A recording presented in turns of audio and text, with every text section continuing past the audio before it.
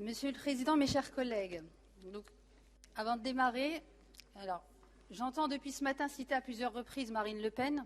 Permettez-moi, Monsieur le Président, une petite parenthèse dans laquelle je ne vais citer ni Marine Le Pen ni François Hollande. Je souhaite simplement indiquer que c'est avec beaucoup d'humilité que je présente aujourd'hui le budget apprentissage. Quand je pense à toute l'action menée en faveur de l'apprentissage par Gérard Cherpion, notre vice-président, sur le plan régional, mais également national, et ce, bien avant la naissance de notre région Grand Est. Cher Gérard, je tenais à saluer ton action. Gérard. Et les lois Cherpion portent bien leur nom. Donc, mes chers collègues, la région Grand Est, c'est 37 200 apprentis, 106 CFA et 1740 formations. De fait, l'apprentissage est l'une des grandes priorités du Grand Est. Et cette priorité, c'est autour de 7 grands axes, mes chers collègues, que nous souhaitons la développer. La première action sur laquelle reposent toutes les autres, promouvoir l'apprentissage en tant que voie d'excellence vers la qualification et l'emploi. Et s'il y a bien un sujet qui fait l'unanimité aussi bien du côté de la majorité que de l'opposition au sein de notre commission apprentissage, c'est bien celui-ci. Ainsi, nous avons l'ambition de redonner à l'apprentissage l'image qu'elle mérite, une voie d'excellence. Cette action, il s'agit de la mener auprès des jeunes, mais aussi auprès des familles, des enseignants et des chefs d'entreprise. L'apprentissage ne doit plus être considéré comme une voie de garage. Et des exemples de réussite par la voie de l'apprentissage, la région Grand Est en regorge. Cela se traduit notamment à travers des manifestations telles que les Olympiades des métiers, qui sont un bel exemple de réussite, le Trophée 1000 à Reims, qui sera élargi à l'échelle du Grand Est dès 2017, ou la réflexion que nous menons pour le lancement des week-ends portes ouvertes des CFA du Grand Est, à l'initiative de mon cher collègue Bernard Stalter. Ainsi, c'est la raison pour laquelle nous avons lancé dès juillet 2016 une campagne de promotion de l'apprentissage en interne, et pour 2017, nous aurons recours à un prestataire extérieur qui assurera une campagne de promotion de l'apprentissage Grand Est. Second axe, une carte des formations cohérente à l'échelle du nouveau périmètre régional. En effet, il est important pour qu'elle soit pertinente que la carte des formations soit cohérente avec les spécificités des territoires, qu'elle réponde aux besoins des entreprises, territoire par territoire, pour déboucher sur l'emploi.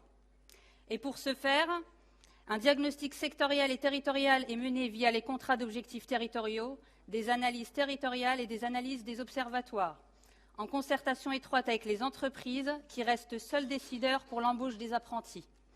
Et dans le cadre d'une logique proactive où la région pilote l'offre de formation en accompagnement des besoins et des choix du secteur économique.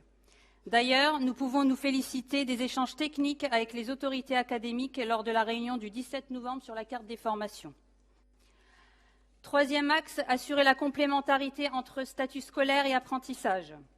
En effet, il s'agit d'une part d'éviter toute concurrence entre le statut scolaire et la voie de l'apprentissage, permettre des mixages de parcours, la mixité du public et des passerelles entre voies de formation, et d'autre part d'optimiser et mutualiser les moyens financiers, matériels et mobiliers.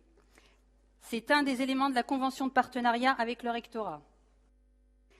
Quatrième axe, soutenir l'accès à l'apprentissage pour les premiers niveaux de qualification grâce à des dispositifs de pré-apprentissage, les dispositifs d'initiation au métier d'alternance, le DIMA, ouvert aux collégiens de 15 ans, ou encore à l'accueil en CFA de jeunes ayant un projet d'apprentissage consolidé, mais restant encore en recherche de contrat, via le dispositif d'intégration vers l'apprentissage, le DIVA.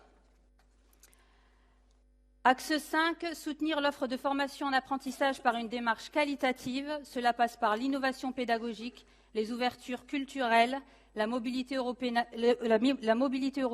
l'apprentissage transfrontalier, l'amélioration de la liaison CFA-entreprise et la valorisation du rôle de maître d'apprentissage, la sécurisation des parcours dans le cadre notamment d'une approche territorialisée de lutte contre les ruptures de contrats d'apprentissage. Sixième axe, ouvrir davantage l'apprentissage à tous les jeunes, l'accès à l'apprentissage jusqu'à l'âge de 30 ans dans le cadre de l'expérimentation pour laquelle nous avons décidé lors de la commission permanente de lundi de se porter candidat, en assurant la promotion des jeunes apprentis et en soutenant l'accueil des jeunes apprentis handicapés en milieu ordinaire. Enfin, dernier axe, moderniser les CFA pour une performance des équipements, gage de qualité de la formation. Il s'agit notamment de développer les outils pédagogiques numériques adaptés à la formation par apprentissage, en lien avec les autorités académiques, les branches professionnelles, veiller à la qualité des infrastructures immobilières des CFA, en concertation avec les organismes gestionnaires et leurs réseaux. Enfin, s'assurer d'un dialogue étroit avec les organismes collecteurs, les branches professionnelles et les chambres consulaires, afin de mieux faire correspondre les moyens financiers avec les besoins validés des CFA. C'est pour atteindre tous ces objectifs que je vous propose de voter un budget de 163 millions d'euros pour l'apprentissage. Donc, place au budget lycée.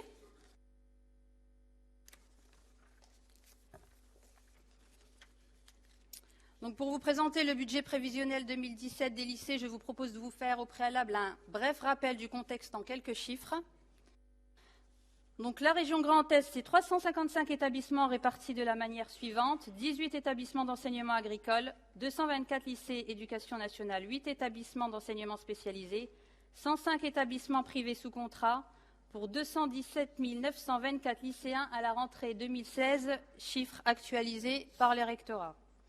222 restaurants scolaires pour environ 105 400 lycéens demi-pensionnaires. Et à ce titre, j'en profite pour souligner qu'en lien avec l'agriculture, nous travaillons à la promotion et l'introduction de l'agriculture de proximité dans les restaurants scolaires à l'échelle du Grand Est. Une étude est actuellement menée par la Chambre régionale d'agriculture pour évaluer les capacités des producteurs à fournir les restaurants scolaires des lycées du Grand Est.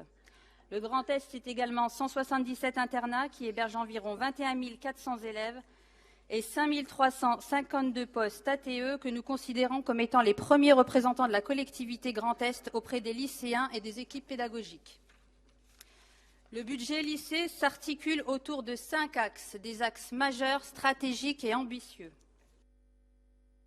D'abord, une méthode, la concertation, une gouvernance des lycées renouvelée autour d'objectifs et de moyens avec une convention tripartite région-rectorat-EPLE. En effet, mes chers collègues, nous avons su mener une discussion avec les rectorats et les chefs d'établissement pour aboutir à un accord pour la mise en place de conventions tripartites afin de se fixer des objectifs communs et optimiser les moyens ensemble. En pratique, ces conventions tripartites se traduiront à travers les travaux menés par le comité de pilotage à l'initiative de la région Grand Est, réunissant les représentants des syndicats de proviseurs et gestionnaires, le rectorat, la DRAF et la région, qui analyse les travaux menés par les 6 groupes de travail techniques composés des personnels des établissements et du personnel de la direction de la jeunesse et des lycées et la direction de l'immobilier et de la construction, qui analyse les dispositifs des 3 anciennes régions dans le cadre de l'harmonisation des politiques. La concertation, mes chers collègues, la méthode chère à la région Grand Est pour construire une politique qui vise l'unanimité.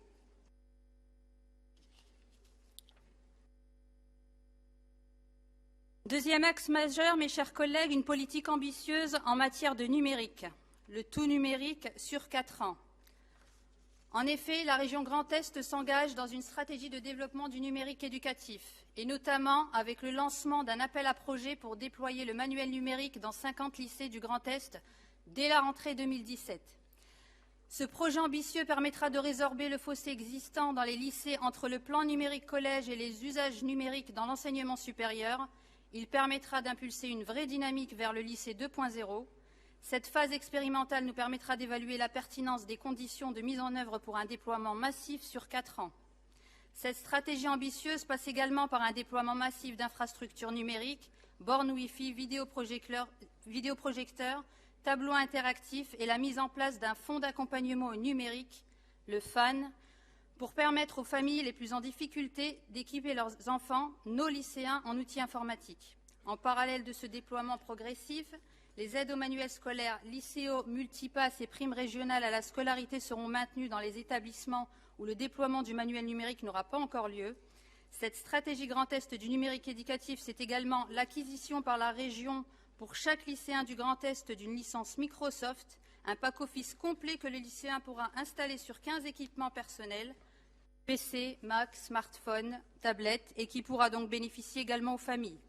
Ainsi, la région Grand Est s'oriente pour devenir la première région de France au lycée 2.0, mes chers collègues. Troisième axe, une démarche structurante pour les équipements et le fonctionnement. Cette démarche passe d'abord par la gouvernance mise en place que je vous ai développée dans l'axe 1 et qui permettra de se fixer des objectifs avec les chefs d'établissement, notamment sur la dotation de fonctionnement et les équipements, afin de permettre d'une part aux chefs d'établissement d'aboutir à plus d'autonomie et d'autre part de pouvoir se fixer un prévisionnel. Les marchés régions seront mis en œuvre lorsque les établissements ne bénéficient pas de plus-value avec un achat direct afin de les faire bénéficier de tarifs plus intéressants. Axe 4, une dynamique autour de l'accompagnement éducatif pour les lycéens et leurs familles, notamment avec une harmonisation des aides aux équipements, la structuration de la carte jeune Grand Est, les animations de la vie lycéenne pour lesquelles nous avons dégagé 3 grandes priorités Grand Est, la citoyenneté, l'altérité et le devoir de mémoire. Enfin, 5e axe et pas des moindres, une politique volontariste en faveur des agents ATE. 5 352 agents, plus de 75% du personnel région. Premier représentant de notre collectivité, comme je vous l'indiquais dans mes propos introductifs, pour lesquels nous souhaitons mener une politique de gestion des ressources humaines axée sur le développement des compétences et la valorisation des métiers.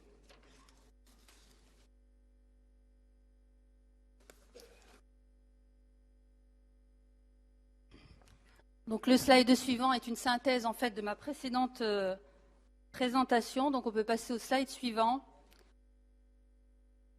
Donc le budget lycée, c'est également l'immobilier et la construction. Au titre des programmes pluriannuels d'investissement, la région Grand Est investit et met l'accent sur la sécurité incendie, la salubrité hygiène, la solidité des ouvrages, la sûreté, avec une priorité absolue pour les locaux d'internat et les demi-pensions, un accompagnement des évolutions pédagogiques et notamment du programme numérique, l'accessibilité aux personnes en situation de handicap via l'agenda d'accessibilité programmé, la maîtrise des dépenses énergétiques, l'amélioration du bâti. En 2017, de nombreux projets d'envergure en projets d'investissement pour près d'un lycée public sur 3, dont 29 en phase travaux, 32 en phase d'études de conception et 16 au stade du programme concours. Au titre du fonctionnement, nous assurons l'entretien et le maintien en conditions opérationnelles des bâtiments et espaces extérieurs. Nous pallions aux situations et interventions d'urgence et en territorialisant nos actions via les agences régionales à travers des accords cadres ou marchés à bon de commande et une régie directe via des équipes mobiles d'ouvriers professionnels. Une territorialisation qui permettra d'assurer un service de proximité et de la réactivité. Et pour ce faire, je vous propose de voter un budget global de 301,8 millions d'euros, comme détaillé sur ce dernier slide. Je vous remercie. 301 millions d'euros.